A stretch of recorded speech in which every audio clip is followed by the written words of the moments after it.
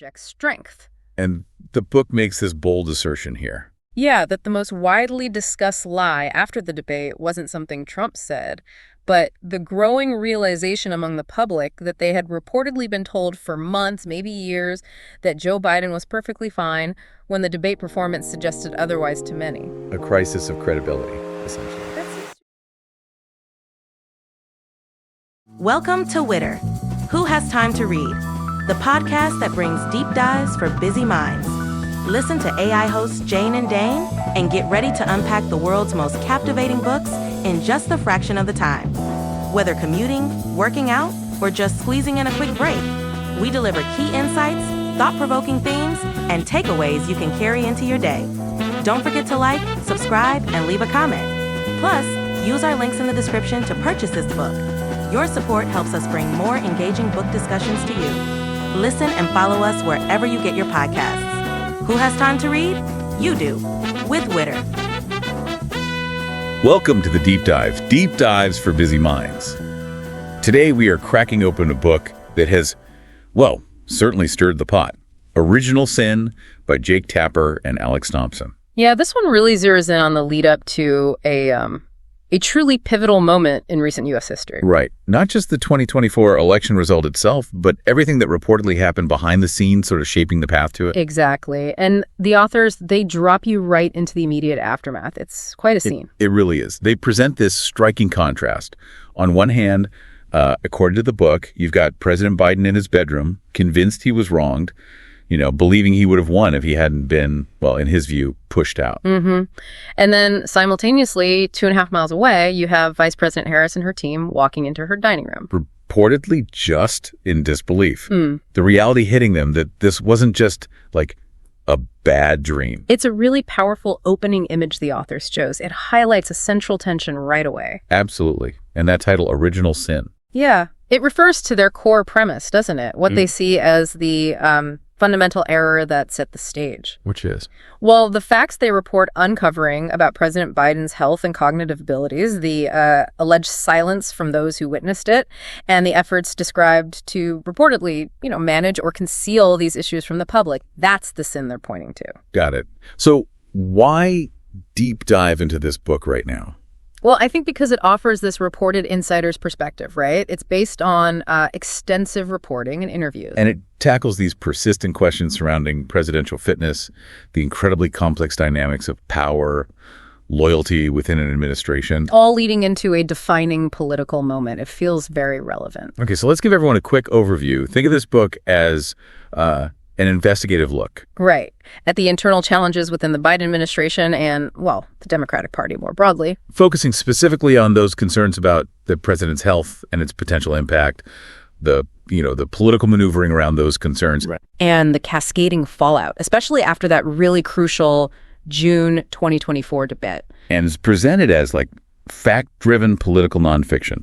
These authors are seasoned journalists, so that's the lens they bring. Definitely. They really dig into several big interconnected themes. Yeah, like the nature of President Biden's health challenges, as reported by their sources, obviously. And the actions of his inner circle. How did they respond or not respond? Then there's this concept they call the boiling frog syndrome, kind of how proximity affects perception. Did people just get used to it? That's a fascinating idea they explore. Plus, the significant weight of family dynamics, particularly Hunter Biden's issues on the presidency.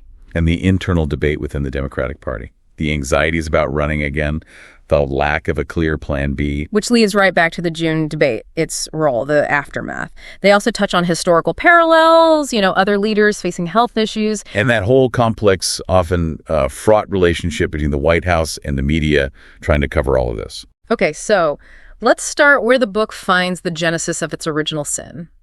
These described observations around President Biden's health and abilities. Right. The book gathers accounts from sources detailing reported difficulties stretching back to at least 2022. And we're talking things like not recalling names of top aides, seeming incoherent sometimes, losing his train of thought mid-sentence. And speaking so softly, he was hard to understand, even, into microphones. Things people would notice. What's really striking are the contrasts the authors present. They report accounts from aides who insisted his decision-making was totally sound. But then juxtapose that with others, often people who saw him less frequently, who were reportedly, well, increasingly alarmed. Yeah, the book quotes one top Democrat describing videos internally as horrible, saying he couldn't follow the conversation at all. Wow. And another one, who hadn't seen him in years, apparently remarked, "It was like watching Grandpa who shouldn't be driving." Those are incredibly vivid quotes the authors chose to include, aren't they? Really paints a picture. Definitely. The book details specific settings, too, where these struggles were reportedly evident. Like rambling at Capitol Hill meetings back in late 2021. Needing reminders of meeting topics, even with, like, Secretary Blinken. High-level stuff. And speaking so quietly during the special counsel her interview that microphones had to be moved closer. Which, of course, became a major point in her report itself. And it wasn't just cognitive or communication stuff, according to the sources. There were physical observations noted, too. Yeah, the stiff gait some aides felt was worsening. The use of a new sleep apnea machine. And Congressman Quigley reportedly feeling President Biden's ribs and spine at the State of the Union address. Which the book says reminded him emotionally of his late father.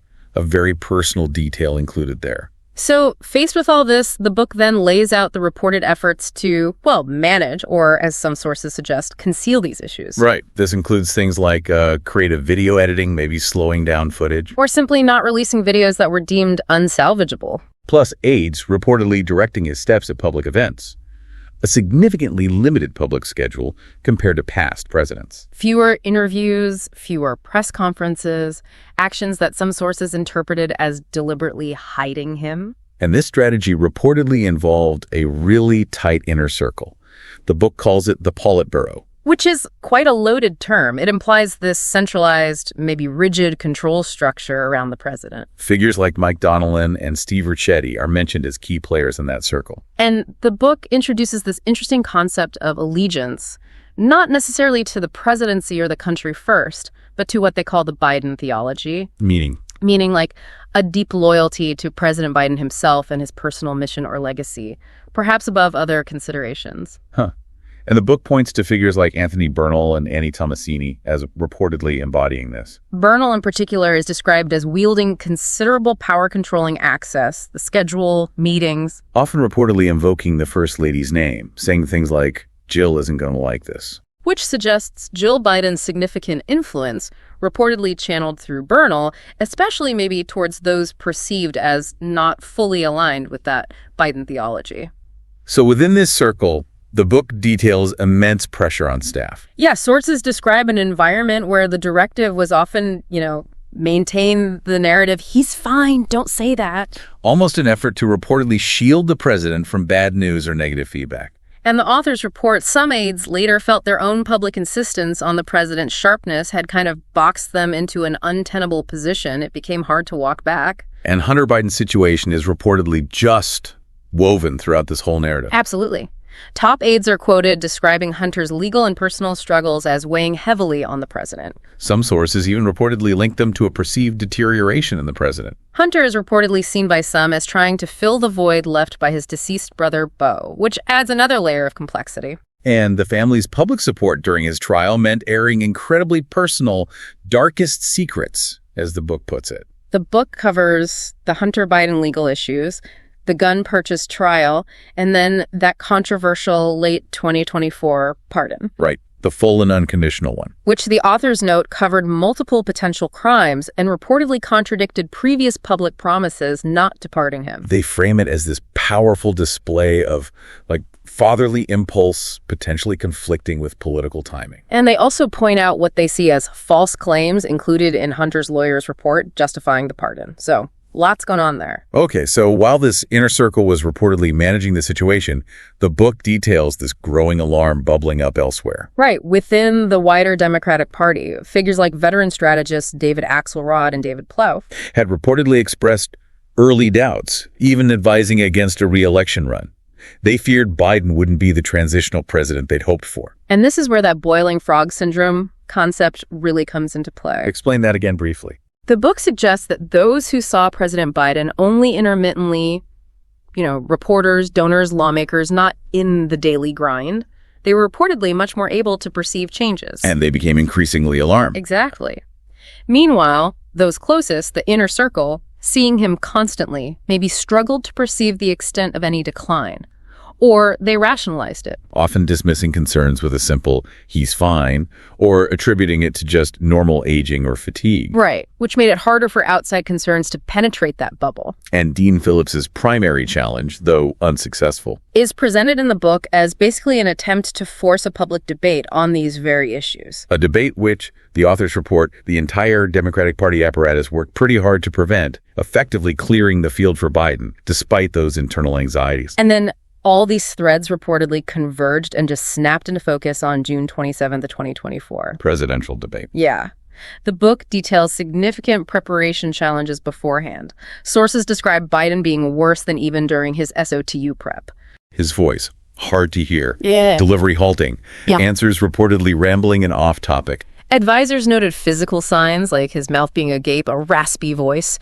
Some believed a lack of rigorous practice had really diminished his communication skills. He hadn't done many unscripted events. And the performance itself, as recounted by sources in the book, it reportedly started okay for a few minutes. But then quickly featured non sequiturs, some false claims like the one about troops dying, and inability to effectively challenge Trump, like on NATO. And even struggles with his closing argument on Medicare. Just seemed off. The immediate reactions described are just stark. Yeah. Dana Bash famously writing down he just lost the election. Wow. And despair reportedly gripped the campaign war room. Palpable relief when the video feed briefly cut out. And Jill Biden was reportedly heard yelling, "Lee D!" off camera during Trump's attacks. You can feel the tension. And the media reaction the book details. Yeah. Swift and brutal. Yeah, even from outlets typically seen as friendly to Democrats. Progressive media like MSNBC reportedly described it as DEFCON 1. A uniformly negative reaction. They noted his performance meant he couldn't fight that existing caricature of being enfeebled or lost. The book contrasts this reality with the campaign's immediate spin, which felt different. How so? They reportedly claimed internal dial testing showed voters disliked Trump's performance more. Which might have been true, but it ignored the broader reality reported by sources that voters were reportedly disgusted with both candidates, and confidence in Biden's fitness was severely depleted. That was the bigger takeaway. And pollsters were allegedly instructed to tell reporters things were fixable, even without data to back it up. That's what the book reports, yeah. Trying to manage the narrative immediately. And President Biden's own post-debate response, as the book describes it. Defiance. He reportedly went to rallies, framed his candidacy as a fight against elites, even fabricated a John Wayne quote to try and project strength. And the book makes this bold assertion here. Yeah, that the most widely discussed lie after the debate wasn't something Trump said, but the growing realization among the public that they had reportedly been told for months, maybe years, that Joe Biden was perfectly fine when the debate performance suggested otherwise to many. A crisis of credibility, essentially. That seems to be the argument. The book also frames this period within some historical context. Right, pointing to instances of aged or physically struggling lawmakers being tolerated due to seniority, Strom Thurmond, Dianne Feinstein. And the authors explore why this happens. Power distributed by seniority, people invested in a politician's success, are often reluctant to see it end. Inertia. And past attempts to hide presidential health challenges are mentioned too: Washington, Wilson, JFK. And how the 25th Amendment was created precisely to address these questions of presidential fitness and succession.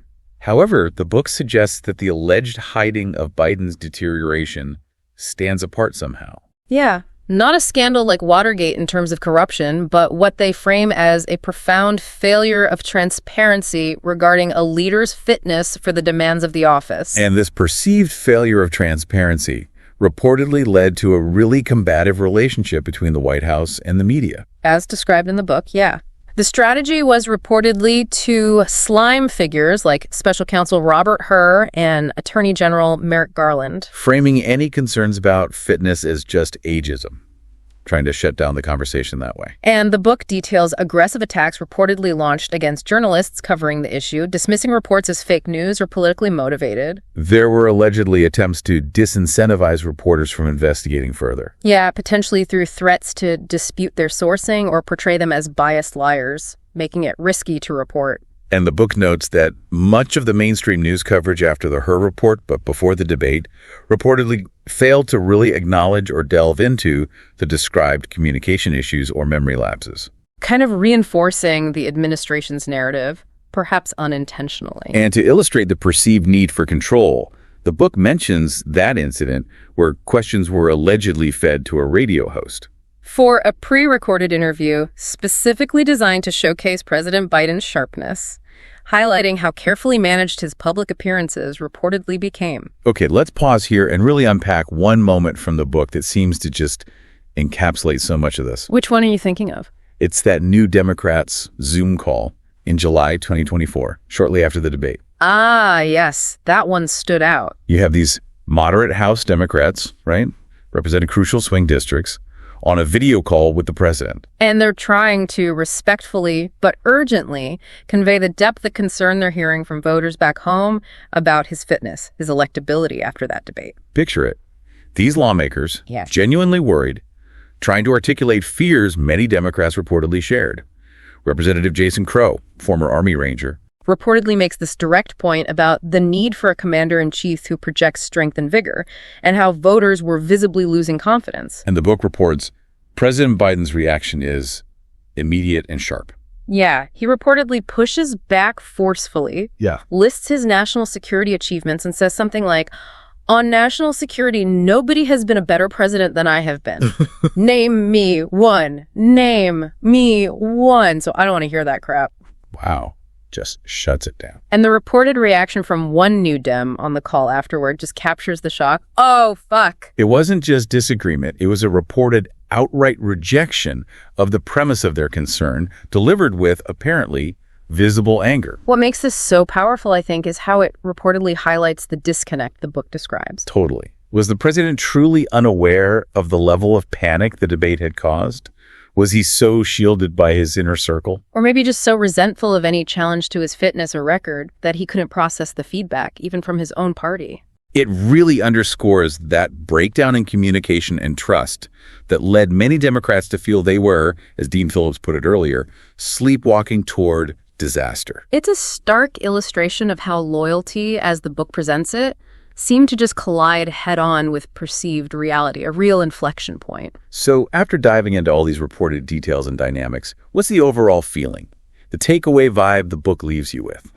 It's definitely not a simple narrative, is it? Not just leader unfit or leader fine. It's way more complex. Yeah, it paints this picture of a system, a political party, and this incredibly tight-knit group of loyalists reportedly struggling to confront a really uncomfortable reality. It feels like a story marked by, well, deep loyalty, yes, but also moments of profound denial, maybe missed opportunities to course correct. And a chaotic, almost inevitable stumble towards a difficult outcome, culminating in the shockwave of the debate. That imagery of the boiling frog syndrome really does linger, doesn't it? The slow change, potentially blinding those closest until the heat just became undeniable. Or, like you mentioned earlier, the metaphor of the captain who, for whatever reason, can't or won't acknowledge the ship is taking on water. While the crew grows increasingly desperate below deck, leading ultimately to that crash against the rocks, the debate, and the frantic scramble that followed. It's a story about the immense stakes when perception diverges so sharply from reality in high-level politics, especially concerning the person right at the very top. Absolutely. Which brings us to a big question, really. Yeah. After hearing about the dynamics described in this deep dive, the pressures on leaders, the nature of political loyalty and its potential costs, the challenges of transparency, Especially in the face of difficult truths. what does it make you think about how we, as citizens, assess those who seek to lead us? Especially when questions of fitness for the job arise and, who has the responsibility to speak up and when? That is definitely something to ponder long after the book is closed. Indeed. Who has time to read? You do. With Witter. Thank you so much for tuning into this deep dive. Yeah, thanks everyone. We invite you to share your thoughts, reactions, or any further questions in the comments or on social media. Click on all our links in the description and you'll be connected to everything. Find us on Instagram, Threads, Blue Sky. And don't forget to sign up for our newsletter using the link in the show description to stay updated on our latest deep dives.